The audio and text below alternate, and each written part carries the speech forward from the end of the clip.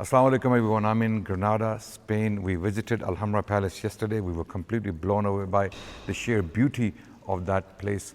And right now I'm at the University of Granada. This building itself is from the 16th century, 1500s, which was built soon after the conquest of Granada in 1492.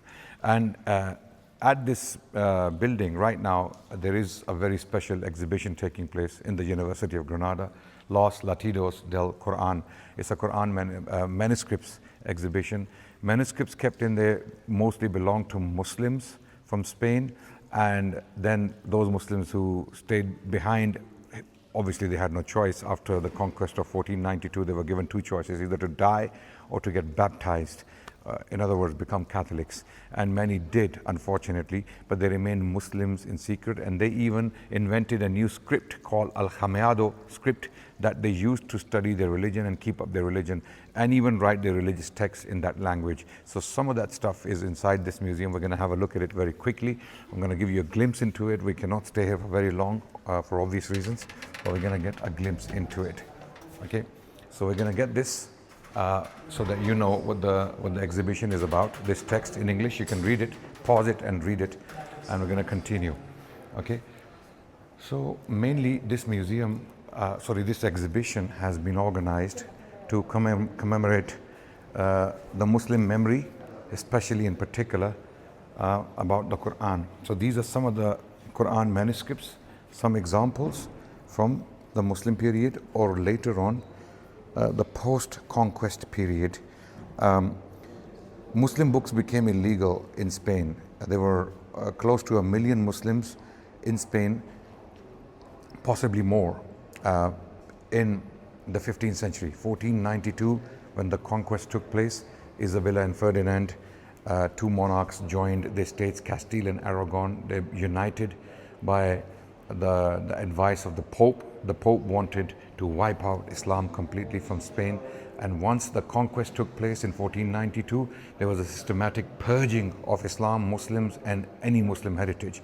Books were burnt at a public square in Granada. Over 1 million books were put to fire, and we don't know what we lost there. Some survived because Muslims kept them secretly hidden in their roofs, in their walls, and they're still being discovered. Okay, part of those manuscripts are Qurans and other books on fiqh and how to practice Islam and things like that, basically. So some of these manuscripts survived. This is from the Muslim period, from the 13th century, 1200s. This is a Quran manuscript in the Maghribi script.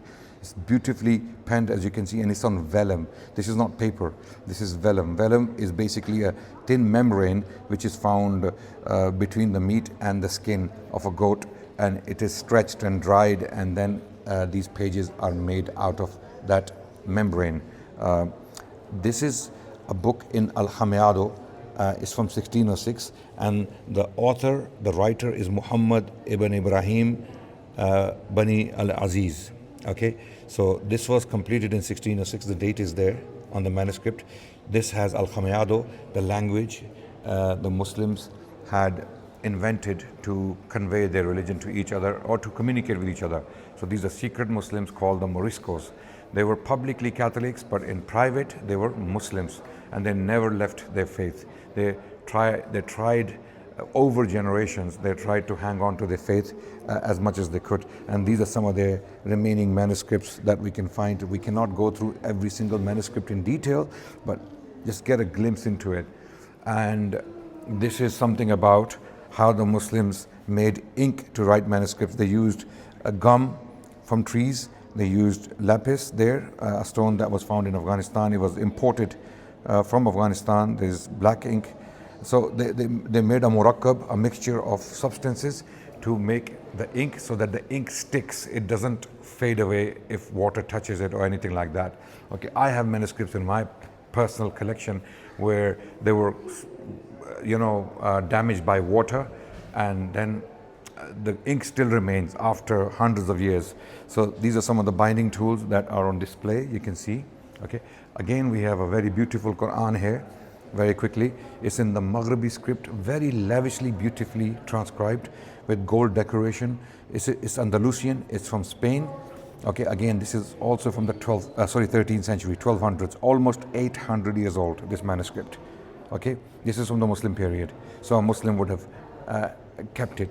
How it survived, again, is no short of miracle, because keeping Islamic books after 1492 was a crime. Anyone found to be possessing Islamic books was handed over to the Inquisition and tortured to death sometimes, or tortured or even burnt at stake, possibly, right? So these are some of the Al-Khamiado texts that the Muslims used to possess their knowledge, or to preserve their knowledge. These are some of the inscriptions on the rocks. These could be tombstones. As I mentioned earlier, that there was a systematic purging of Islamic heritage in Spain.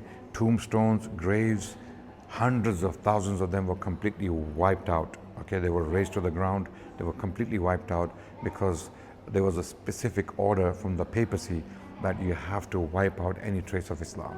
What remained due to Allah's mercy, and again, it's no short of miracle, because there was a systematic purging of Islam from Spain. So these could be tombstones that are found. There is not a trace of a grave. There were Muslims ruling parts of Spain for 700 years. Millions of Muslims died here. Okay, over 7 centuries. We cannot find any graves. Think about that. Think about that. That's a huge thing to remember. So again, these are some other manuscripts from the Muslim period in Spain, possibly belonging to Moriscos, what Muslims came to be known after the conquest of 1492. So those Muslims who remained behind by force, they couldn't leave by force. They could either die or become Catholics. Okay, children were taken away from the parents, and those who could leave initially, they were not allowed to take the children. Their children were snatched off them at the coast when they were trying to leave. So there's a lot of detail. You should read books on Islamic history of Spain, and you will get all these details. Okay, so that's it for now. The exhibition ends here, and I just wanted to share this with you. This is at the University of Granada, currently in Spain. And do visit Islamic Spain, read books about Islamic Spain. There are some amazing texts you can start with. Blood and Faith by Carr, that's a very good book. Then we have Hugh Kennedy, Muslim Spain and Portugal. Then we have other books that you can read from. There is one by Ahmed Thompson. I forgot the title of that book. You can put it in the comment section. And any other, Richard Fletcher has done a good introduction to the Islamic history of Spain called Moorish Spain. And there are many other books you can look at to have a basic understanding of the history of Islam in Spain, especially Blood and Faith by Carr, Matthew Carr, if I'm not mistaken, that's the name of the author. So check out that book and you will be blown away by the sheer amount of oppression the Muslims faced after the fall of Granada in 1492. Exactly the opposite behavior of what Muslims had offered in Spain to Jews and Christians. On that note, brothers and sisters, more will be coming. Keep watching. Stay tuned. Assalamu alaikum.